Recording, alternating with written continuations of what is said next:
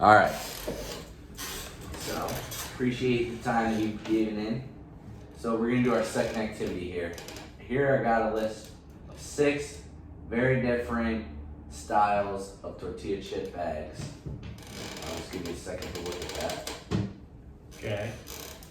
So, out of those 6 bags, if you could list me 5 things that really stick out on any of the bags, something that would persuade you to buy one of these bags in the store. Okay. Yeah. So the first thing that I look at when you're browsing, when you're walking through the store, the first thing that catches your eye is obviously the color. That's gonna lure you in pretty quick.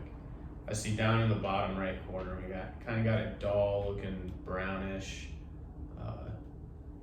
That doesn't really stand out, but in my eyes, it kind of looks more vintage, or it fits the tortilla look.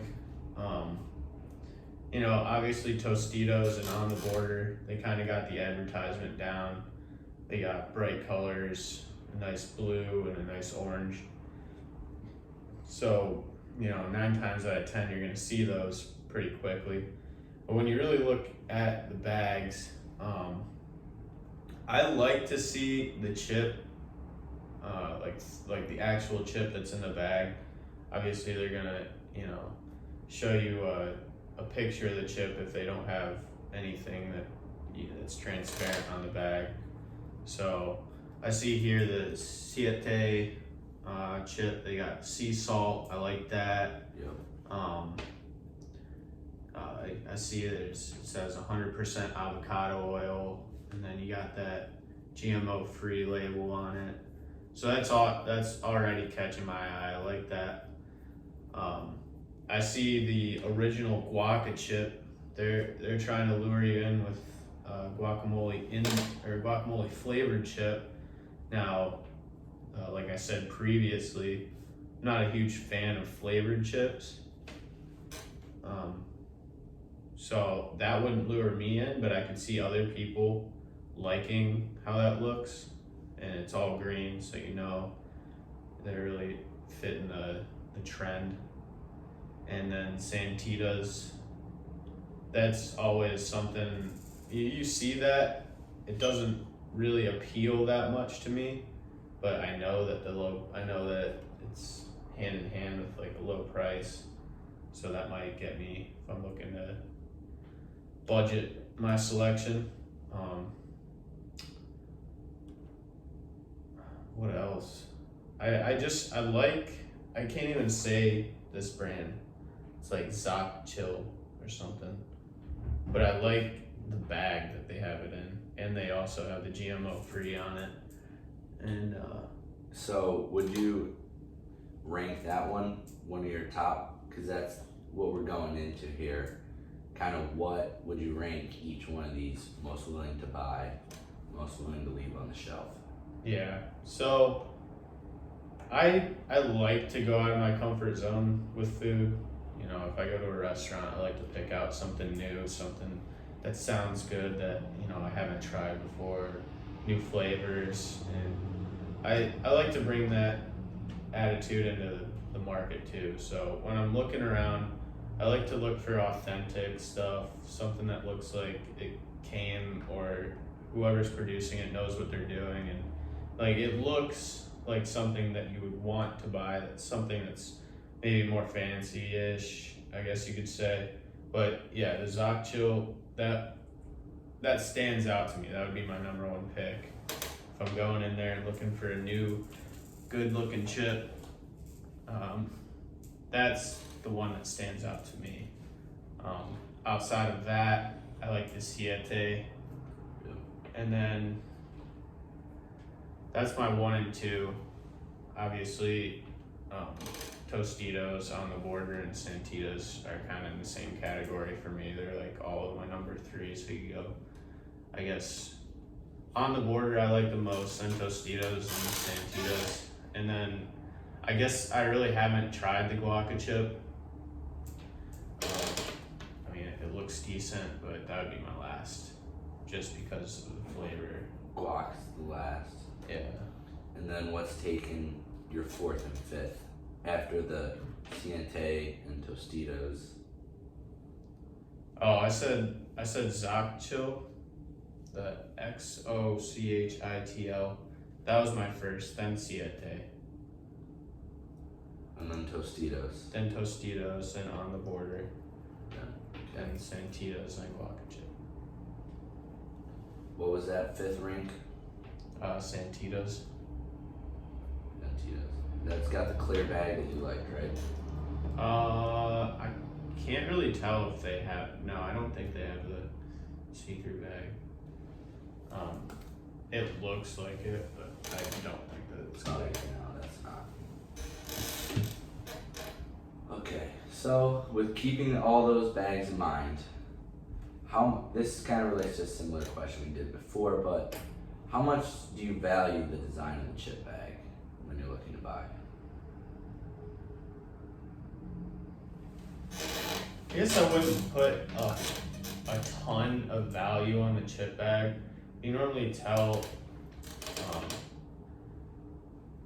by the bag at the authenticity that you're gonna get out of the chip. I mean, obviously like Tostitos, you can tell that it's kind of just they're kind of running like a lean manufacturing business model, and they're saving money. But when you get into like the nicer bags, like it's like a kind of like a heavy paper brown bag, like I like that Yeah. really draws me in. I mean that goes for like a lot of different stuff, like pasta noodles.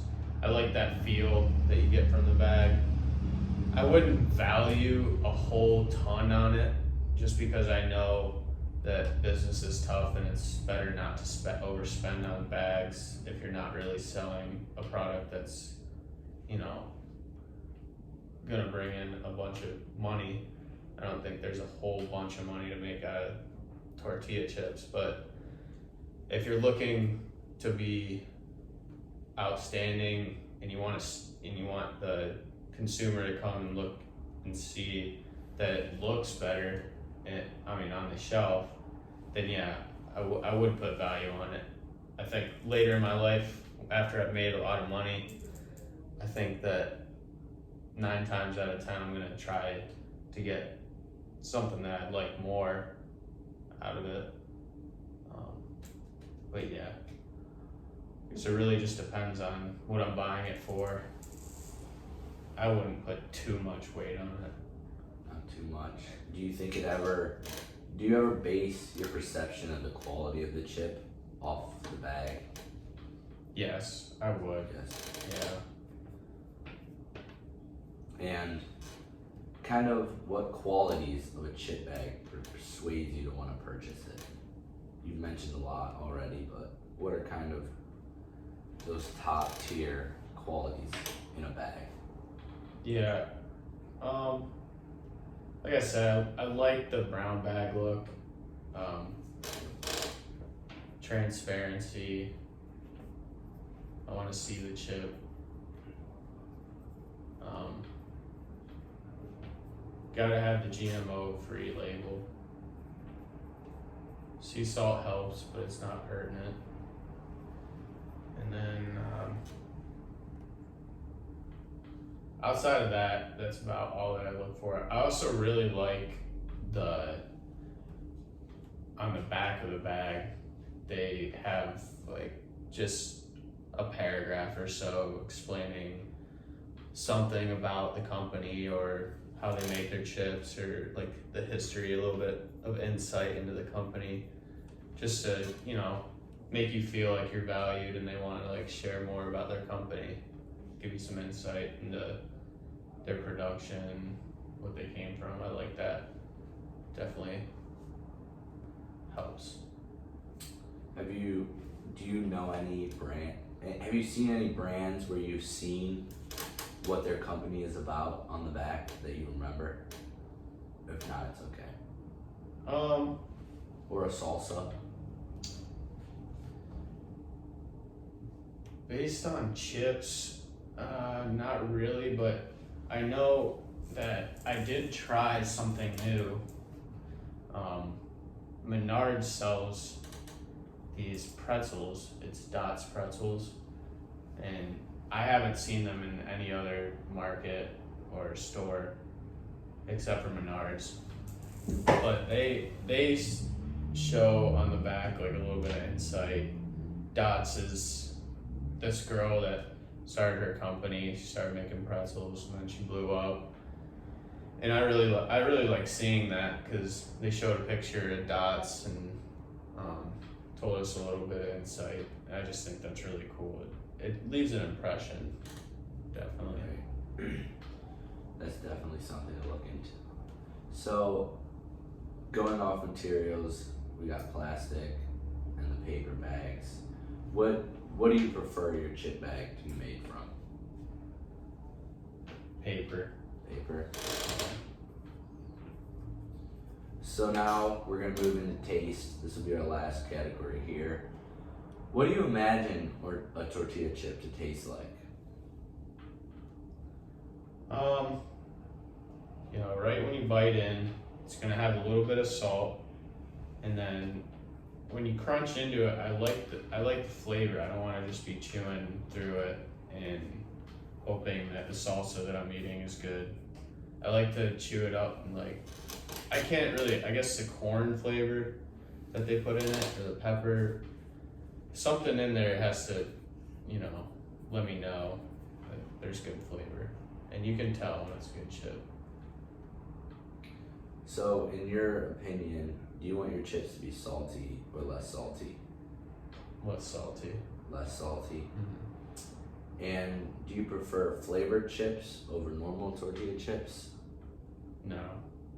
Normal all day. Normal all day. And does the softness / hardness of the chip affect your decision on purchasing a bag of chips? Yeah, I'd say I'd like a softer chip for salsa. If I'm making guac, you need a little heartier chip. So, depending on what I use it for, typically I'm probably dipping it in salsa, so preferably a softer chip. Soft chip for salsa, okay. And what sets the harder, softer chips apart from the others?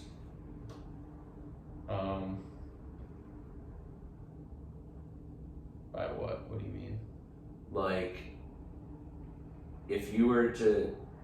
so you choose your softer chip, what kind of sets that apart? I mean, a thin and crispy, that's kind of a harder chip, the crispy. What would you say is a characteristic of that chip that makes you buy it over the other? I mean, you said guac. Is there anything else? Or is that it? Just to hold up? But when you bite into it, what do you look for in the harder chips and softer chips? I guess I don't know. I don't really know. Okay, It's that's hard. okay. Yeah. So, last question here. Do you think the brand of chips influence you in valuing the taste of a chip over another brand? So obviously you got the biggest Tostitos. Do you think that you psychologically think that chip's better than the other because of their brand? When it comes to tortilla chips, I don't hold brand loyalty. It's just I've had good experiences with Tostitos. I don't think psychologically that they have anything over me.